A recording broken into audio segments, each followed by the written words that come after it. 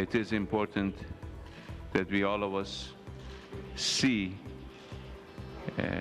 the opportunity to end an unnecessary crisis and open new horizons based on respect. That was Iran's foreign minister speaking in Geneva moments after the historic deal to halt Iran's nuclear program was reached. After more than 4 days of intense negotiations, Iran and 6 world powers sealed an interim deal last night. Iran will halt the expansion of its uranium enrichment program in exchange for about $7 billion in sanctions relief. The deal will last for 6 months while a permanent agreement is worked out. Both the U.S. and Iran appear to have come away from this interim deal smiling, but a permanent deal will be a test of trust. For more on these developments, we're joined by Bessma Momani. She is a political science professor at the University of Waterloo and a Middle East expert. She joins us now by Skype from Waterloo, Ontario. So, Bessma Momani, this deal is apparently intended to build respect and trust between the two sides. Do you think it's going to succeed in doing that? I do, really, because both parties wanted and need this deal, particularly the Iranians, who have been really suffering under a very repressive sanctions regime that has cost the Iranian economy an enormous amount.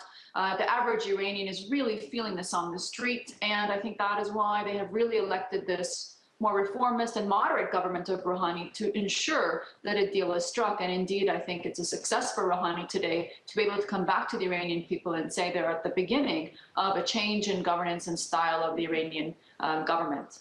Let's talk more about Iran's new president, Hassan Rouhani, because there is a lot of speculation that being able to get to this point and reach this deal suggests he has real influence in changing and shaping the political culture in Iran. What do you think? Yeah, this is a real window of opportunity. Rouhani has been able to get the legitimacy of a very strong majority of the popular vote, but he's also able to appeal to the Supreme Council leader and the Supreme Council, which are really conservatives who tend to be much more hawkish. So the ability of him to sort of get the reform side of the political spectrum and the conservatives is really quite unique.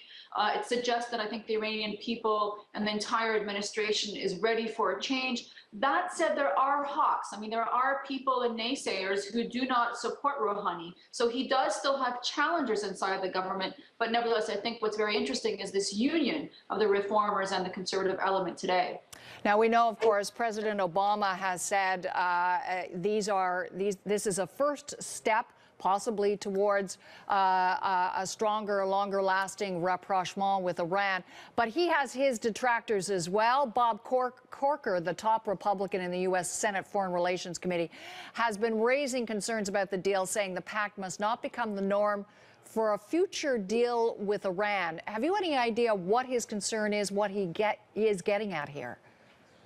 Well, so much of the right wing, and it's mostly Republican, but nevertheless, there are definitely some Democrats who do not support this deal, really want to see a tightening of the sanctions that exist and actually make them even more repressive, so that the Iranians would just succumb and not produce any uranium enrichment, even to the 5%. Now, I think that the chances of that is almost impossible. I mean, what needs to be recognized is that the Iranian people do feel that they have a right to peaceful civilian energy of nuclear power. And so I think to get them to make that concession is almost impossible. But nevertheless, there are very hawkish elements in both, I think, the U.S. Congress and the U.S. administration who will very much be opposed to this agreement, but it will be, I think, incumbent on the Iranians to really allow this kind of trust-building measure over the next 6 months to demonstrate that not only are they indeed willing to scale back those more dangerous elements or perhaps more suspicious elements of the uranium enrichment, and more importantly, build the trust that they can be, I think, a more positive player in the global community moving forward. You know, we are expecting to hear more from Canada's Foreign Affairs Minister. He's planning to speak to reporters in just a few minutes. But already the official reaction from the Harper government has been one of caution. Is that surprising to you, or is that consistent with the Harper government's policy when it comes to Iran? It's not a surprise. I mean, I think in the world stage, the Canadian government has probably one of been most hawkish, definitely by far more right-wing on this sort of subject than even the Obama administration and many other powers that are traditional allies of ours. So this is really, I think, basically in step with the Harper position on Iran. But, more importantly, I think what Canada needs to do, and hopefully this government is take a wait-and-see approach, allow this six-month interim deal to come to fruition and go from there, because I think there are many vested interests, both in the West and in Iran, to want to see a peaceful resolution to this conflict. Bessma Momani, really appreciate your perspective on this. Thanks so much for joining us today. My pleasure. And just a reminder, of course, we mentioned